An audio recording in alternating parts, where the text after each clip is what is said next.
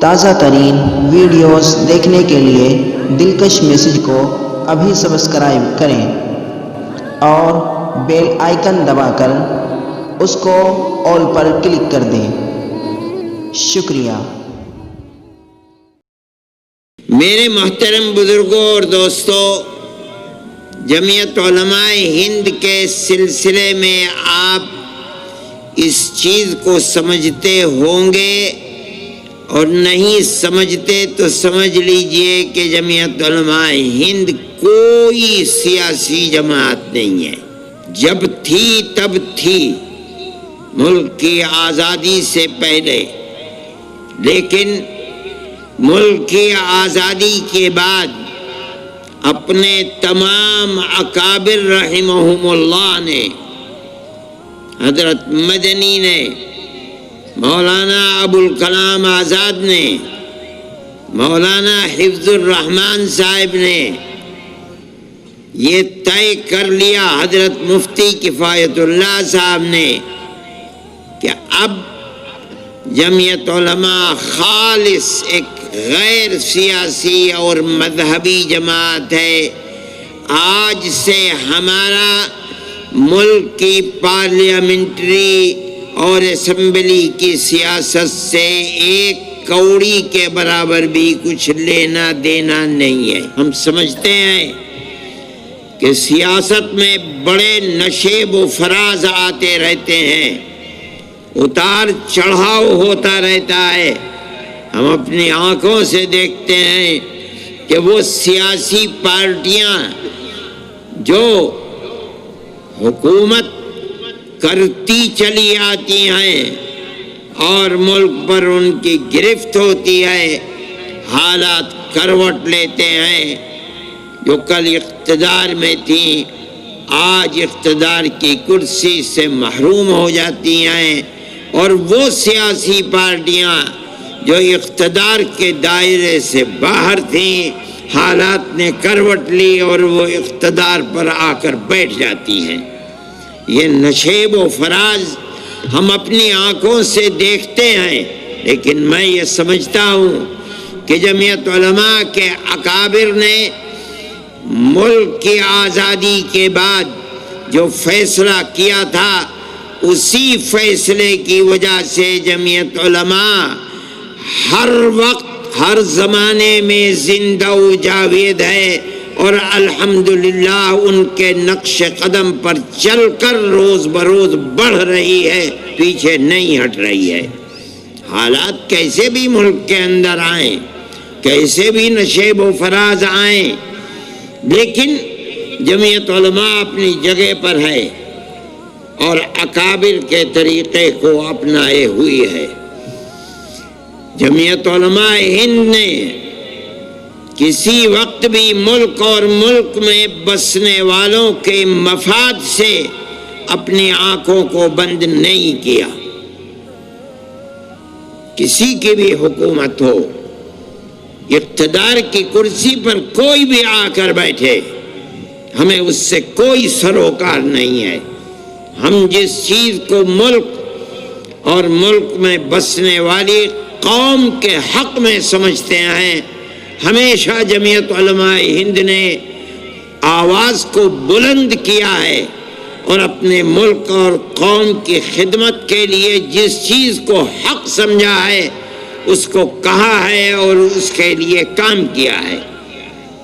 میں یہ بات کہتا ہوں اور آپ تک اس بات کو پہنچانا چاہتا ہوں تاکہ آپ یہ سمجھیں کہ جمعیت علماء کا کردار اس ملک کو اٹھانے میں، امن و امان کو قائم کرنے میں، ملک کی ترقی میں کیا ہے، آپ اس کو اپنے ذہن میں رکھیں۔ اس لیے کہ جس قوم کو اپنے بزرگوں کی تاریخ سے ناواقفیت ہوتی ہے اور وہ اپنے پوروجوں کی تاریخ اور قربانیوں سے ناآشنا ہوتی ہے، وہ قوم اپنے مستقبل کے لیے اپنے صحیح رخ کو کبھی اختیار نہیں کر پاتی۔ آپ کو سمجھنا چاہیے کہ بزرگوں نے دیا کیا ہے۔ میں کہتا ہوں کہ ملک آزاد ہوا، لیکن ملک آزادی کے ساتھ تقسیم بھی ہو گیا۔ آزادی جیسے جیسے جمعیت علماء ہند کے اکابر کو نظر آتی تھی کہ ملک آزادی کی طرف چل رہا ہے، مفتی کفایت اللہ صاحب، مولانا مدنی، مولانا ابوالکلام آزاد، مولانا حفظ الرحمان سوہاروی برابر مہاتما گاندھی سے، موتی لال نہرو سے، جواہر لال نہرو سے برابر یہ وعدہ لیتے چلتے تھے کہ ہمیں بتاؤ کہ ملک آزاد ہوگا تو ملک کا دستور کیا بنے گا؟ کیا ملک ہندو راشٹر بنے گا یا ملک کا دستور سیکولر دستور بنے گا؟ اور تجاویز موجود ہیں۔ سن 46 کا کانگریس کا بلٹن موجود ہے، ہمارے پاس کانگریس کے جواب موجود ہیں، آج بھی موجود ہیں، جن میں کانگریس کمیٹی، اس کی ورکنگ کمیٹیاں، اس کے عام اجلاس برابر ہمارے خطوط کا جواب دیتے ہیں اور یہ وعدہ کرتے چلتے ہیں کہ ملک آزاد ہوگا تو ملک کا دستور سیکولر دستور ہوگا۔ اب ملک آزاد ہوا، بدقسمتی سے آزادی کے بعد ملک تقسیم ہو گیا اور ایک جماعت نے اسلام کے نام کے اوپر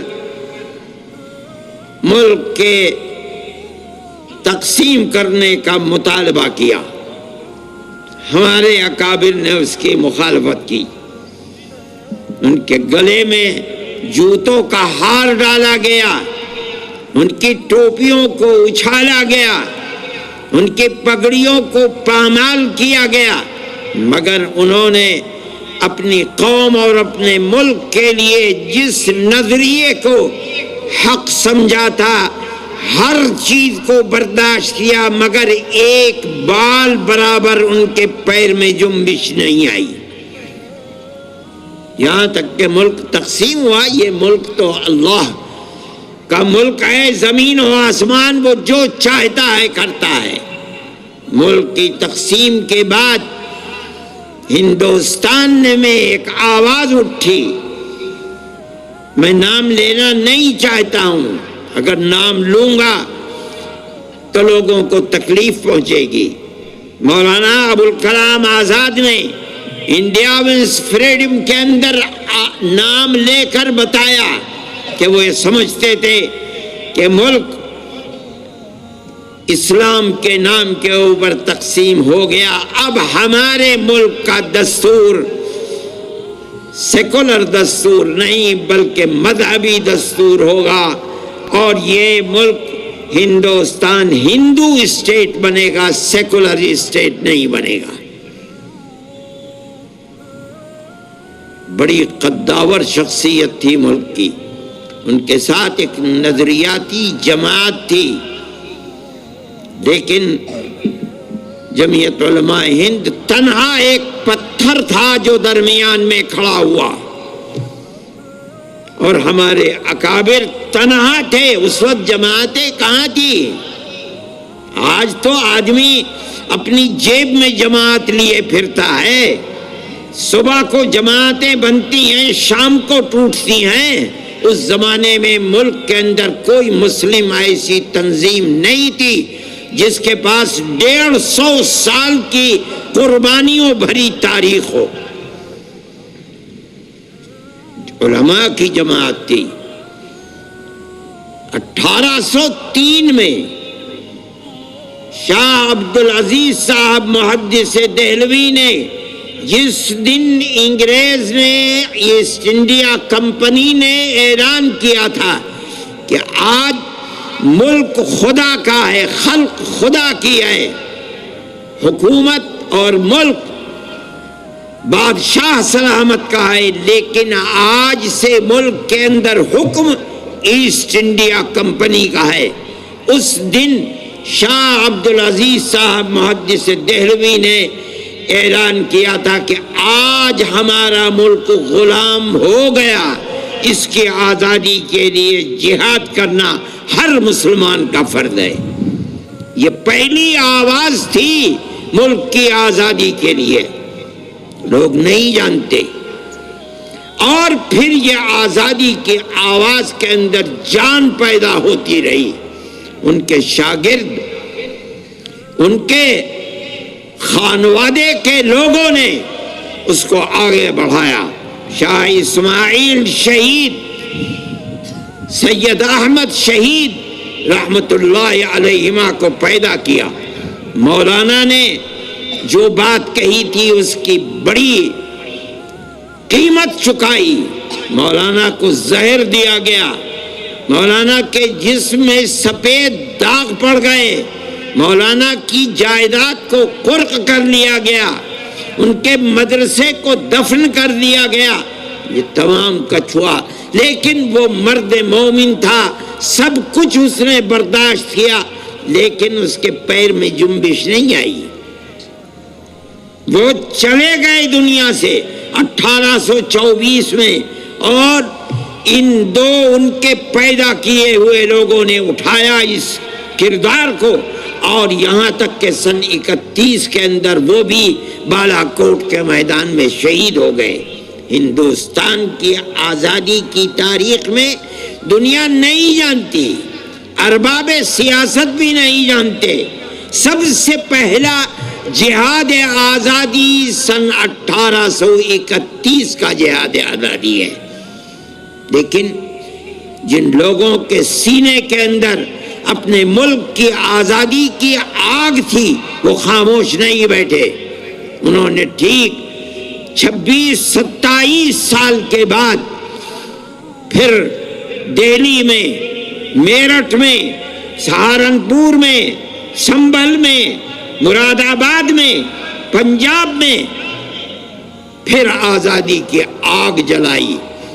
مراد آباد میں نواب مجو خاں کو پکڑوا کر کے، اور انگریز نے گھوڑے پر بیٹھ کر اور ان کے زندہ جسم کو گھوڑے کے ٹاپ میں پیر میں باندھ کر اور بھگا کر کے ان کے ٹکڑے ٹکڑے کر دیے۔ آج بھی وہاں قبرستان ہے مراد آباد میں جس کا نام ہے گنج شہیداں۔ آج لوگ جانتے بھی نہیں گنج شہیداں کا مطلب کیا ہے۔ اتنے لوگوں کو قتل کیا گیا تھا، کہتے ہیں کہ مٹی ان کے خون سے سرخ ہو گئی تھی، اس کا نام ہی گنج شہیداں ہے، بہت بڑا قبرستان ہے۔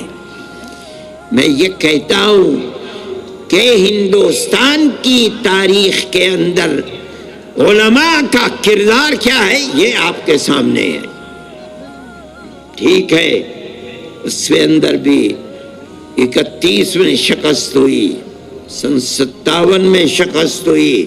مورخین لکھتے ہیں روح روشن مستقبل کتاب ہے، روشن مستقبل کتاب ہے، روح روشن مستقبل کتاب ہے۔ ان کتابوں کو آج بھی پرانی لائبریریوں کے اندر دیکھا جا سکتا ہے۔ سن 1857 کے اندر دلی میں صرف علماء 33,000 علماء کو شہید کیا گیا ہے۔ یہ آپ کی تاریخ ہے، دنیا جانتی بھی نہیں ہے۔ جب یہاں بھی ناکامی ہوئی تو اس کے بعد دارالعلوم دیوبند کو قائم کیا گیا۔ اور وہ بھی عجیب چیز ہے کہ جب عام معافی کا اعلان ہوا تو علماء نے یہ دیکھا کہ وہ لوگ جن کی گھٹی کے اندر انگریز کی دشمنی تھی اور وہ 1857 کے اندر شہید کر دیے گئے، انہی کی یتیم اولاد سڑکوں کے اوپر بھیک مانگ رہی ہے، مرنے والا مر گیا، بیوہ ماں اپنے ناموس کی حفاظت کرتے ہوئے گھر کے اندر بیٹھی ہوئی ہے، اور اولاد کے پاس کھانے کو نہیں ہے، وہ بھیک مانگ رہے ہیں۔ چرچ کے لوگ ان کا ہاتھ پکڑ رہے ہیں اور ماں سے کہتے ہیں یہ بچہ ہمیں دو، ہم اس بچے کو مفت پہنائیں گے، مفت کھلائیں گے، مفت پڑھائیں گے، اور اس کے بعد اس کو علم دے کر گورنمنٹ کی ملازمت دلائیں گے، یہ اپنے پیٹ کو بھی پالے گا، تمہارے پیٹ کو بھی پالے گا۔ یہ ان کے لیے ایک بہت بڑی چیز تھی کہ جس کا باپ انگریز کی دشمنی کے ملک کی آزادی کے لیے اپنی جان قربان کر دیتا، آج انگریز اسی کے اولاد کو پکڑ کر اپنا وفادار بنا رہی ہے۔ یہ لوگ فقیر تھے، درویش تھے، ان کے پاس کچھ نہیں تھا، انہوں نے اعلان کیا، دارالعلوم دیوبند کی بنیاد ڈال دی سن 1866 میں، اور یہ کہا اپنی اولاد ہمیں دو، ہم اسے مفت پڑھائیں گے، مفت لکھائیں گے، مفت کتابیں دیں گے، کھانا دیں گے، اور مجاہد باپ کی اولاد کو مجاہد بنا کر دنیا کے سامنے پیش کریں گے۔ وہ اس میں کامیاب ہوئے۔ یہ حیرت کی بات ہے، انگریز اگر کہتا تھا کہ ہم اس کو کھانا روٹی دیں گے، پڑھائیں گے، اس کا دعویٰ یہ تھا کہ اس کی حکومت کے اندر سورج غروب نہیں ہوتا۔ ہندوستان کی دولت کو انہوں نے لوٹا تھا، وہ لوٹ رہے تھے، ان کے ہاتھ میں طاقت تھی۔ یہ تو درویش لوگ تھے، ان کے پاس صبح کا کھانا ہے تو شام کا نہیں، شام کا ہے تو صبح کا نہیں، ان کے اندر کہاں سے یہ طاقت پیدا ہو گئی؟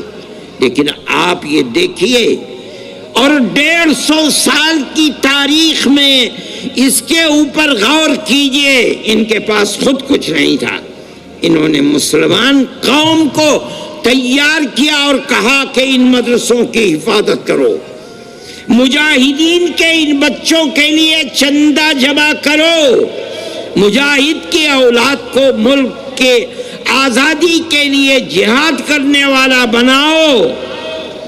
لوگوں نے اپنے دل نکال کر دے دیے، اور 150 سال کی تاریخ میں آج تک دنیا میں یہ قوم کہیں بھی بس رہی ہے، ان مدرسوں کو چلا رہی ہے۔ یہ ان کی کرامت ہے۔ انہوں نے قوم کو یہ پیغام دیا کہ اگر اس مدرسے کی حفاظت کی تو تمہاری آنے والی نسلوں کے دین و ایمان کی حفاظت ہوگی، اگر یہ ختم ہو گئے، ان کے دروازے بند ہو گئے، تو تمہاری آنے والی نسلوں کے دین و ایمان کی بھی کوئی گارنٹی نہیں ہے۔ میں یہ بات کہتا ہوں کہ ملک کا وہ سیکولر دستور جس کے اندر اقلیت اور اکثریت نہیں بلکہ اس ملک کی حفاظت چھپی ہوئی ہے، ضامن ہے، وہ دستور ہے جس دستور کو جمعیت علماء ہند نے بنوایا ہے۔ جمعیت علماء ہند نے کہا کہ ہماری 150 سال کی قربانیاں ہیں، ہم آپ سے وعدہ لیتے چلے ہیں، آپ کی تجاویز ہمارے پاس ہیں، آپ نے یہ کہا ہے، ہم سے وعدہ کیا ہے کہ ملک آزاد ہوگا تو ملک کا دستور سیکولر دستور ہوگا۔ وہ تجاویز موجود ہیں کہ مسلمانوں کی مسجدیں محفوظ رہیں گی، قبرستان محفوظ رہیں گے، مسلمانوں کے تہذیب و تمدن محفوظ۔ ایک لسٹ ہے، میں تو یاد نہیں رہا، میں وہ لے کر کے آتا، میرے تو بیگ میں رکھی ہوئی ہیں۔ آپ نے ہم سے وعدے کیے ہیں، ان وعدوں کو پورا کیجئے۔ اگر ملک کی تقسیم کے اوپر دستخط کیے ہیں، آپ مجرم ہیں، آپ نے دستخط کیے، ہم نے دستخط نہیں کیے۔ ہماری ٹوپیاں اچھالی گئی، ہماری پگڑیوں کو زمین سے روندا گیا، ہم کبھی پیچھے نہیں ہٹے۔ جمعیت علماء کا وزن تھا، یہ 150 سالہ تاریخ تھی، وہ لوگ تاریخ کے جاننے والے تھے، وہ سمجھتے تھے کیا بات ہے۔ جمعیت علماء کے سامنے انہوں نے گھٹنے ٹیکے اور ملک کو سیکولر دستور ملا۔ یہ سیکولر دستور اس ملک کی اقلیت اور اکثریت کے لیے خدا کی بہت بڑی نعمت ہے، اس پورے ملک کے لیے خدا کی نعمت ہے۔ میں یہ کہتا ہوں کہ اب حالات نے ملک کے کروٹ لی ہے۔ جمعیت علماء کا نظریہ میں نے آپ کے سامنے پیش کیا۔ جمعیت علماء نے ملک کو سیکولر دستور دیا، یہی جمعیت علماء کا نظریہ ہے۔ سیکولر دستور کا مطلب یہ ہے کہ حکومت کا کوئی مذہب نہیں ہے، ملک میں بسنے والا جنتا ہر مذہب کی ماننے والی اپنے مذہب پر عمل کرنے اور چلنے میں آزادی رکھتی ہے۔ رہ گیا ملک، حکومت، اس کا کوئی مذہب نہیں ہے۔ جمعیت علماء اپنے اس نظریے کے اوپر قائم ہے۔ ہم قومی یکجہتی کے پروگرام آج سے نہیں 70 سال سے کر رہے ہیں۔ جڑے رہنے کے لیے دلکش میسج کو ابھی سبسکرائب کریں اور بیل آئیکن دبا کر اس کو آل پر کلک کر دیں۔